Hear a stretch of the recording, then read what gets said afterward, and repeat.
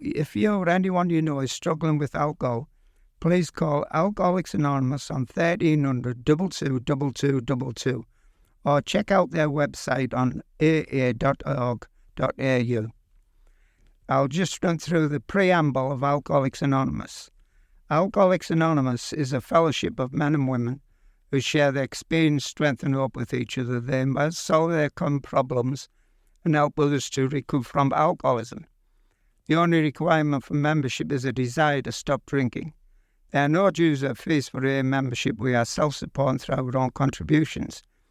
AA is not allied with any sect, denomination, politics, organisation or institution, does not wish to engage in any controversy, neither endorses or opposes any causes.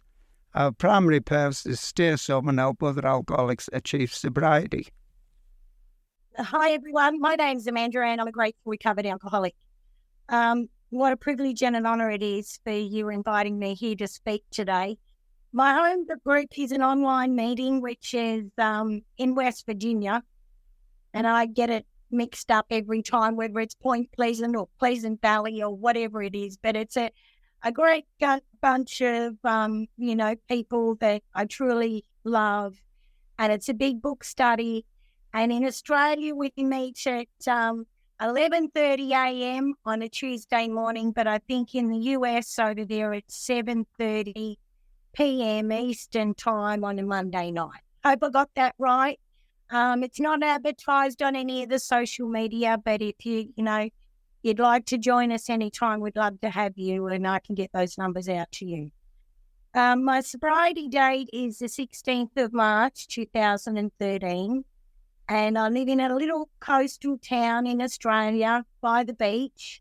And I know that sounds really, really great and all the rest of it, but it's very isolated. So I'm very thankful for Zoom and, that I can reach out and meet members all over the world. And it's, and I'm so glad that you invited me here to speak tonight.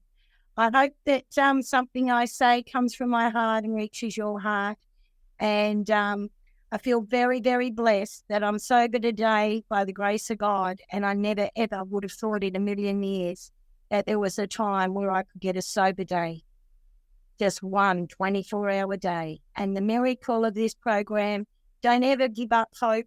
God's out there somewhere, and I can't explain, I'm going to try and explain my story, but some of the bits of it, I just can't put the words to it because it can't be explained. And I'm going to start right back, and I know that this is going to sound a little bit weird, but anyway, it just goes to show that I believe that I was born an alcoholic, because when I was a baby, I was restless, irritable and discontent, and I cried and cried and cried all the time. And back then it was an old myth or whatever. I mean, it was just what was done.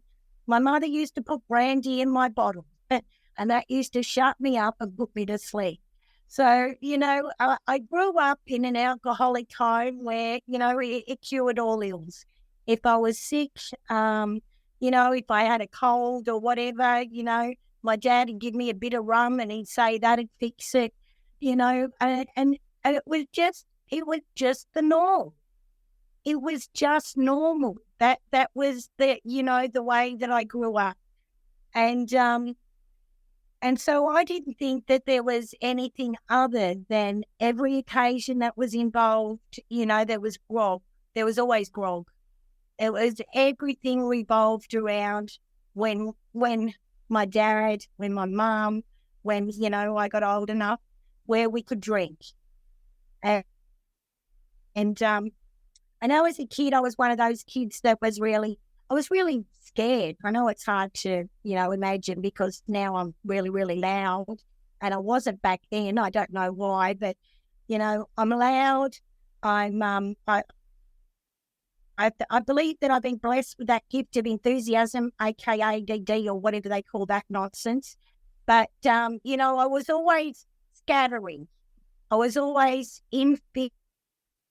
I was frightened of everything.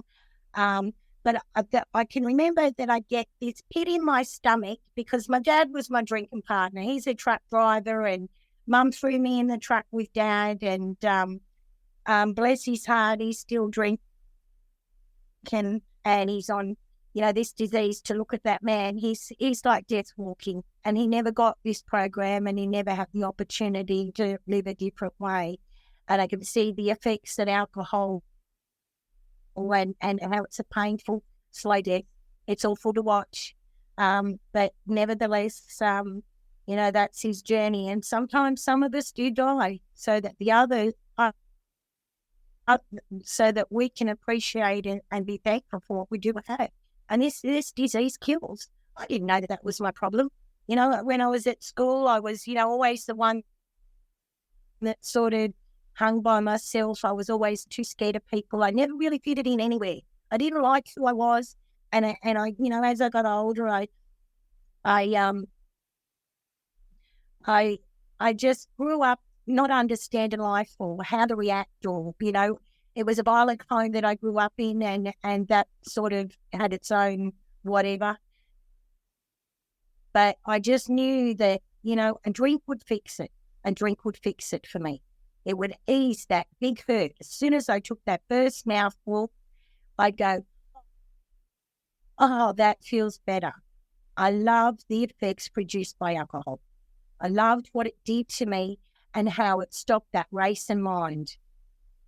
Now, I didn't know the drink was my problem, and I went on, in life, and I had a big career, and I had, I got married, and I had 2 beautiful daughters, and made a lot of money, and I had a big house, and it was always noisy. It was always heaps of people around. It was such a social outing, and it was always about how much alcohol do we need.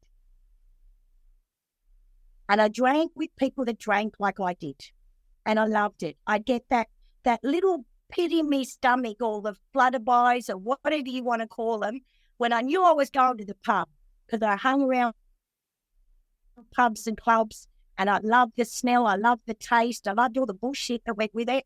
And and I was like this, like a sparrow finding an emu. I was so full of myself and full of cheekiness, and I just loved it. I loved the atmosphere. I just, and my father had taught me, if I needed anything in life, then I'd go to the pub. You'd find it. So if I needed gardening done, a tree chopped down, I go and find a tree chopper down at the pub. If I wanted a fella, I'd go to the pub. If I wanted a job, I'd go to the pub. If I wanted to get a new car, I'd go to the pub. My dad had taught me everything he knows, and I still knew nothing, he'd say to me today. And he taught me how to play pool, and of course I was the best pool player, and I was the best singer and the best dancer, and I was cheeky as cheeky. And it was all fun. It was all fun until it wasn't. My alcoholism progressed in me, and that big home that I had, that loving marriage that was, that I thought was a normal marriage, which, we parted ways. And for 4 years after that marriage ended, I got to drink the way that I wanted to. I tried to, my whole world fell apart. I didn't want any of that. I'd lost it all.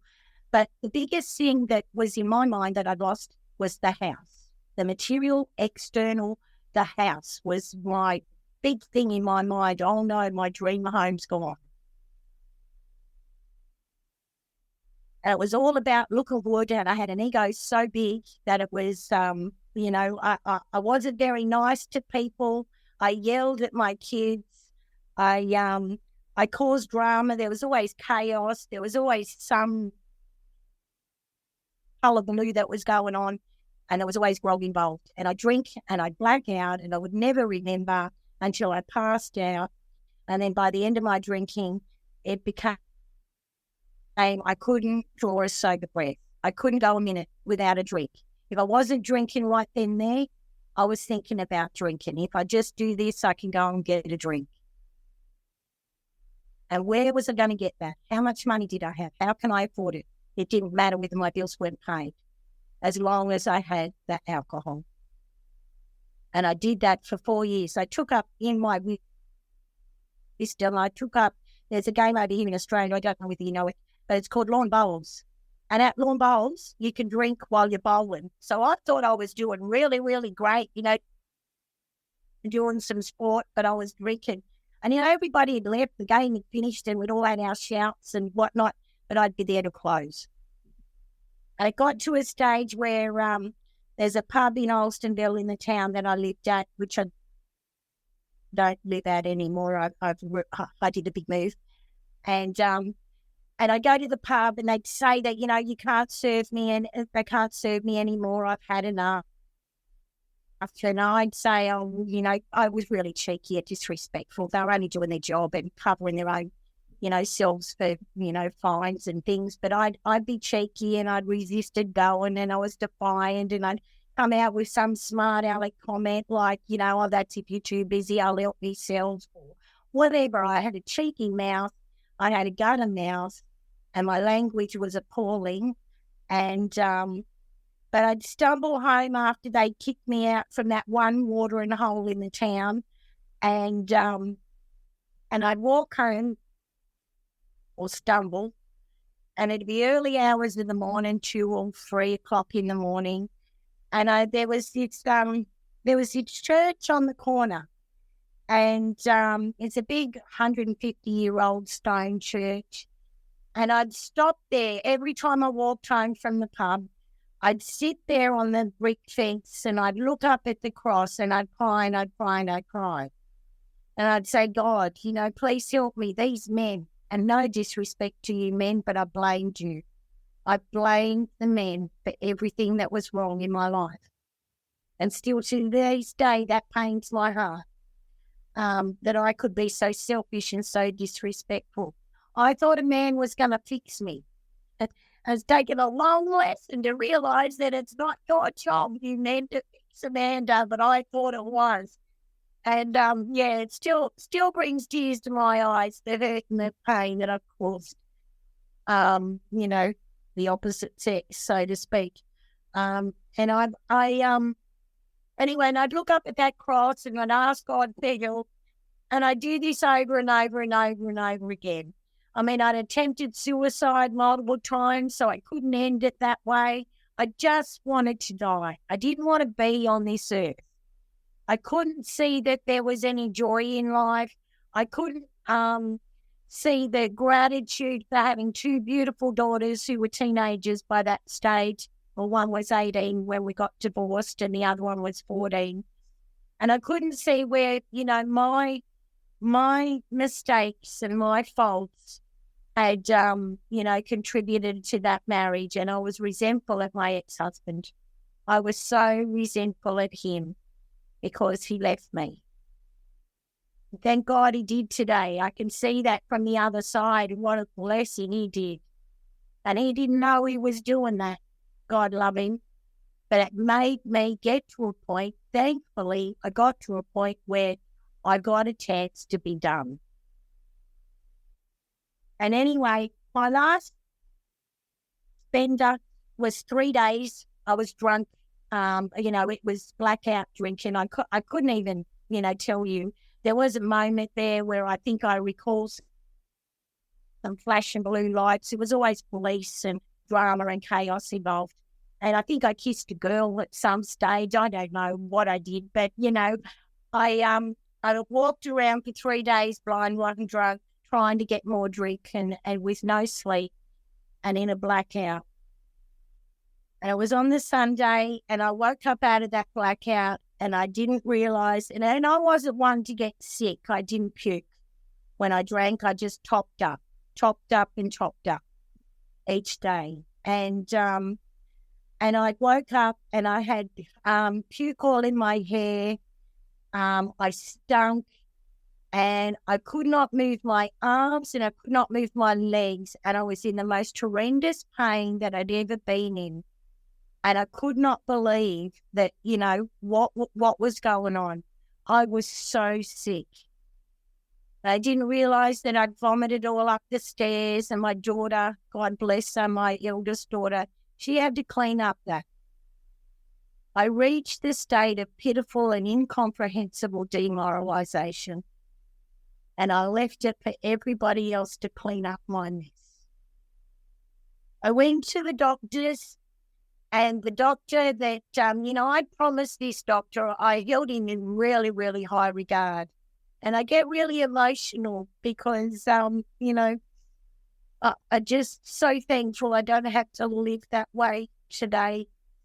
That's not who I am. And when I look back at the things that got me to where I had to get, and that's how it is.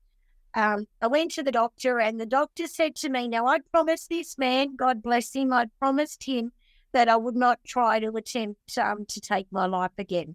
So I held this man in high regard. I don't know what it was about this doctor, but I am so thankful to that man today. And he said to me, he said, Amanda, he said, if you pick up a drink again, you will die. Now, I cannot explain what happened because all I wanted to do was die. But something up here clicked. And for the first time in many, many years, I said, I thought to myself, I don't want to die. I believe the obsession to drink was removed from that instant, just like that. I didn't know life without drinking. I didn't know life without pubs and clubs. I didn't know life without how to communicate with people or be around people and not drink. I couldn't stop drinking and I couldn't stop starting. Now, from that instant, that was on the Monday. On the Tuesday, I got a phone call from a friend at the time who said to me, Amanda, would you like to go to an Alcoholics Anonymous meeting? And I went, oh, what's that? And she said, oh, well, she tried to explain it. I can't remember what she actually said to me. But I said, okay, because my little social butterfly, events that have been in the past, going to the pub and being the big woman in the pub and, loving everybody and carrying on like a pork chop. I couldn't do that anymore because the doctor said I can't drink and I didn't want to. I can't even understand that. So he presented another event. Oh, well, I'll just go. I'll find out what it's all about. I don't know. I know that I can't drink, but yeah, okay, it's another little social outing for Amanda. And I thought, when the doctor had told me that, if you drink again, you'll die. I mean, I wasn't, happy about that. It was a blubbering mess. I'd lost my best friend and I thought, well, what am I going to do? So anyway, she picked me up and she took me to that meeting. It was on a Tuesday night at 7:30 in a little town called Alstonville on the northern rivers of Australia. And I walked in there and there was this lady and she was a little bit shorter than me and she had really, really curly hair and her name was Rhonda. And she had that cheery, cheery face. And she come up to me and I'm crying the eyes out. I'm snotting everywhere. I'm bawling. No, I'm like, oh, I don't know what's going on. My whole world's falling apart. I wasn't singing, zippity-doo-dah. She come up and she gave me a hug. And she hugged me and I still to this day can remember that hug. It was so heartfelt and she said, welcome. Now that meeting was at the church that I used to stand out the front of. It was in the community hall right next door to that church. So I believe that I asked God for help and he sent me to you guys in Alcoholics Anonymous. Now I sat in that room and I was all foggy. I didn't recall, what was being said, but I just knew that there was people sitting around there. And because it was a small town, there were some of the people sitting around the table were people that I used to drink at with the pub. And I thought, oh, they are drinking cups of tea. Oh, I found like, what? And they're not drinking. Well, what happened to them? I hadn't seen it for a while. So I stayed. And they loved me. They came and got me. They took me to meetings. I didn't understand. I was crazy. I dressed like I was going to the pub, not respectfully in any way. I had a foul mouth. And I can remember old Jack, he said to me, he pulled me aside and he told his story, and I'd heard it a couple of times, and and I thought, oh man, this man is amazing. He's an elderly gentleman. I mean, he was an old timer, and he come up to me and he said, Amanda, he said, you've got a huge resentment against your ex-husband. And I said, oh, you think? And he said, I suggest you pray for him. Now, I didn't know how to pray. And I said, okay, Jack. And he said, whenever you get asked to do anything in Alcoholics Anonymous, you say yes. And I said, okay, Jack, I'll do that.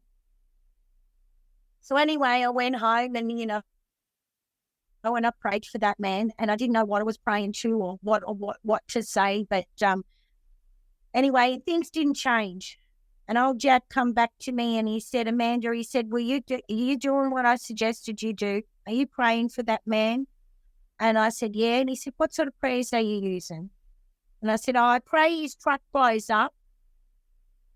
Now, Jack looked at me and he smiled and he said, oh, bless your heart, Amanda. He said, how about you do this? And he taught me how to pray.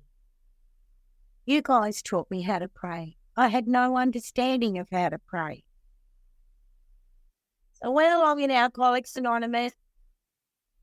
I didn't comprehend well, and I didn't understand, or I couldn't really. I bought a big book, but I hadn't read it.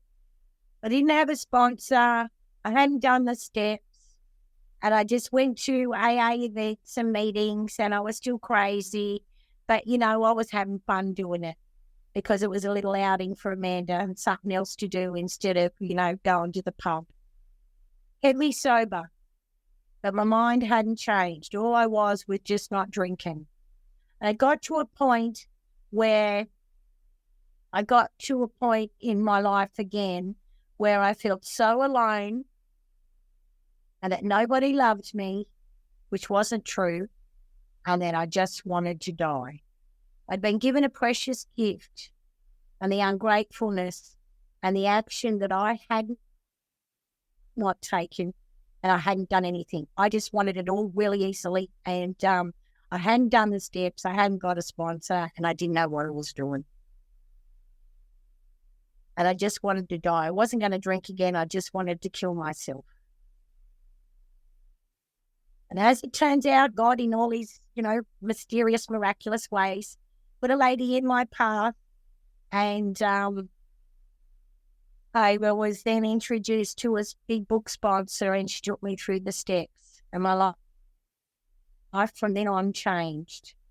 And, I didn't know that there was work that I had to do. I didn't know that I was selfish and self-centered. I didn't know that taking inventory was a spiritual process. It was a spiritual action. I didn't know that all the steps have spiritual actions. And I thought, I thought this was an interthinking program. It's not an interthinking program. It's I thought I was going to get it by osmosis off the chair that I was sitting at the meeting. I had to take some action. I had to take, and it's painful at times that was for me to get over myself and let God take the reins and listen with my actual ears and hear with my heart what you guys were saying, because it was all just fun and games for me. It was like, I didn't want to be an alcoholic, and I wasn't like you. I was Amanda. I was unique. I was different for a very long time in Alcoholics Anonymous. And I used to identify, bless me little heart, as my name's Amanda and I'm alcohol dependent. Now, I did not want to say that I was an alcoholic because that's my dad, and I'm not like my dad. And it took me a long time to admit who I was. I was a little bit blonder back then. There isn't any difference. I didn't know that, but it's because the doctor had said it to me that way. Bless his heart. He didn't tell me I was an alcoholic, but he knew. Now that man, I'm just gonna because that man, I went, and I took the steps, and and I got a service position in Alcoholics Anonymous, and and I did all the suggested things finally that they told me to do and that they've been telling me for years. And I loved Alcoholics Anonymous. I loved the path that I had to my God. I didn't rely on everybody else fixing me as much as I had in the past, but I'm not saying that it didn't. I still had defects of character. I still only half did things, and thankfully so, because I got to a stage where I thought I knew everything, and you guys knew nothing again, and there was another turning point. And it wasn't until I was in enough pain and had a real good look at who is Amanda and who do I think I am, and try and smash that limit ego of mine, which is so high, that I could finally get a little bit of peace of mind and a little bit of humility. I made my amends to, my family, and now I'm just in time, so I don't know how much time I've spoken for or how much time I've got left. If somebody wants to tell me, please. But you could go for about another, if you wanted, 10 minutes, 15 max. Yeah, thank you. I just want to touch on my latest experience within last year. I mean, we're early into this year, and I'm not saying it from a past perspective, but in February last year, and I don't know whether she's on the screen here, but my sponsor, I don't know how this happened, but through COVID, thankfully, I got onto Zoom and I started seeking meetings everywhere, and it's just amazing the people that I've met. What a blessing. I believe Bill W. is a visionary, and in the, forward there in the beginning of the book, he says modem to modem, face to face, on computers. I mean, there's all sorts of forms of meetings and the connection. Even though physically I'm not connected with, you guys here on the screen, I live on the other side of the world, but spiritually, my heart and your hearts, I mean, the group that I had, they love me. They just love me. God loves me. You know how I know God loves Alkies? Because he made so damn many of us, and we're everywhere. And we share in a common problem, and there's a common solution, and that's in our big book. If you're new here on the screen, just don't ever give up trying. Don't ever give up trying. And I found for a long time that it was really, really hard. It's not a weakness. I thought it was a weakness for Amanda to ask for help. It's a strength to ask for help. And I sponsor others, and I just do the best to my ability. And I try to be kind to people today, and I try to be self-forgetting, and try to, just do the best that I can do and forgive others and take the lead when I have to, and not gossip. I mean, that was a hard one, that good old gossip. And, I love the good old gossip. That was hard to change my ways. But in February this year, my sponsor from West Virginia, who I would never have imagined in a million years that this was even possible, came to Australia and spent 9 beautiful, amazing days with me that last year. That was in February. So that's nearly 12 months ago. And it's like we've known each other forever. Now, there's people on this screen that are part of the home group that I'm part of online. They were with us every step of that journey. We had the most amazing, fun-filled laughter, tears, another spiritual experience. I mean, I could never have imagined that woman would have flown all the way across the world just to spend 9 days with me here in Australia doing crazy things. She sat at my table and she took me back through the steps of Alcoholics Anonymous. What a gift. I could have missed all that. So I thank God that somewhere that intuitive thought to seek out different ways and ways of trying to, I don't know, just do this deal the best that I can. So thanks for letting me share. Thanks for inviting me to this, meeting. I'm very, very grateful that I got an opportunity, and I hope something that I've said today has helped. Just don't give up and just try. What's the worst that can happen? You might get well and sober. Yay, goody. And lead a beautiful life today and don't have to react badly like I did for many, many years. So thank you, everybody.